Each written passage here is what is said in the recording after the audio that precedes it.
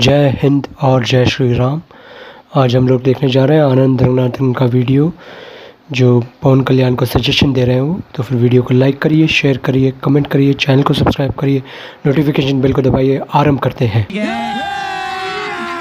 अभी मजा आएगा ना भिड़ो। Now you have a temple that's earning $1 billion a year and it doesn't have a gas chromatography. It doesn't have high performance liquid chromatography. For me, that is the biggest sacrilege. That you're making food that has to touch the feet of the Lord before it goes to the devotees, millions of them. And you're testing the food randomly, just one sample, possibly a year.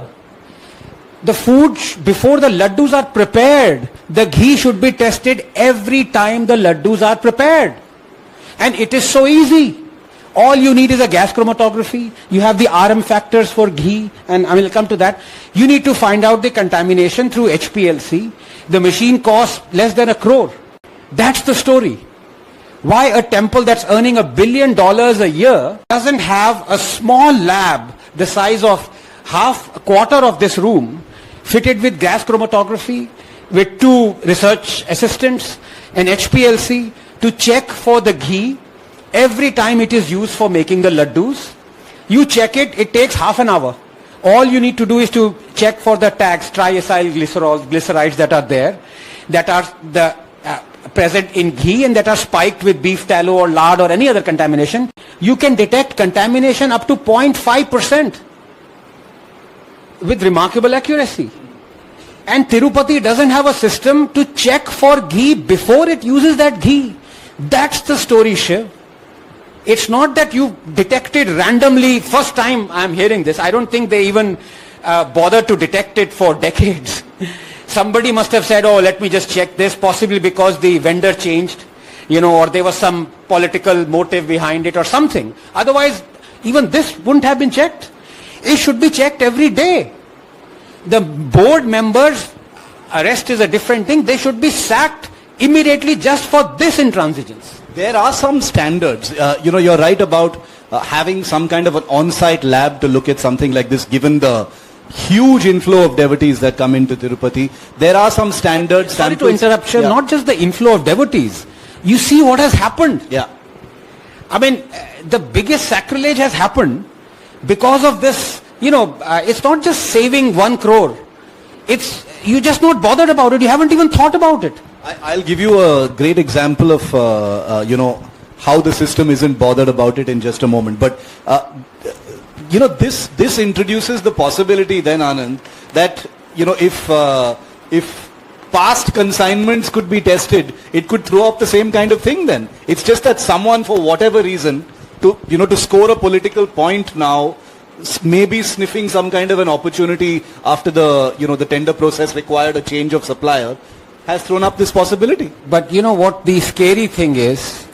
That somebody in Tirupati, because of political reasons or something, at least gave the sample to be tested.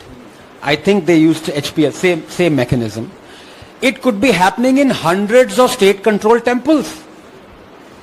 And who's to stop because prasadam is elementary. It's part of the puja. You have to get prasadam. So, this is, I can't believe it.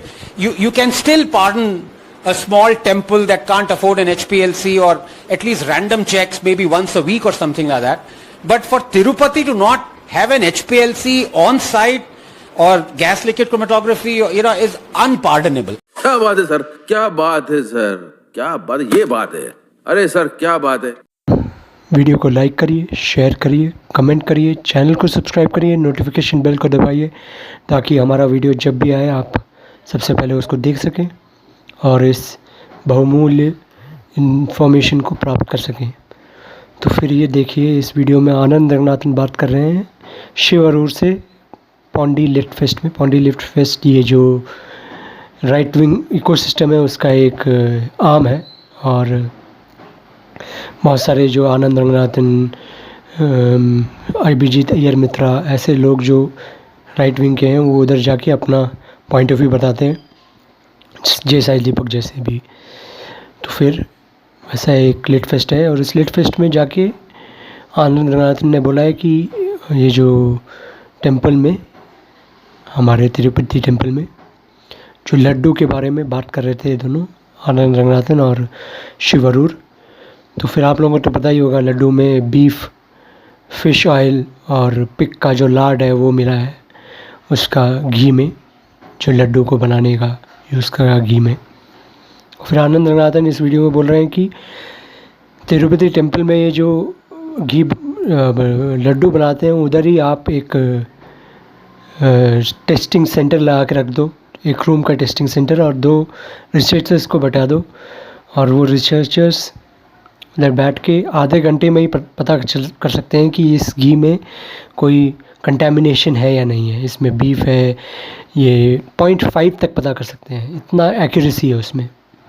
तो फिर वो suggestion दिया है पवन कल्याण को इस video में, और वो सजेशन इसलिए भी दे रहे हैं क्योंकि ये जो टेम्पल है, इस टेम्पल का जो आय है, जो प्रॉफिट मार्जिन है, इधर जो लोगों को हुंडी में पैसा मिलता है और जो दक्षिणा देते हैं लोग, वो एनुअली $1 बिलियन तक जाता है।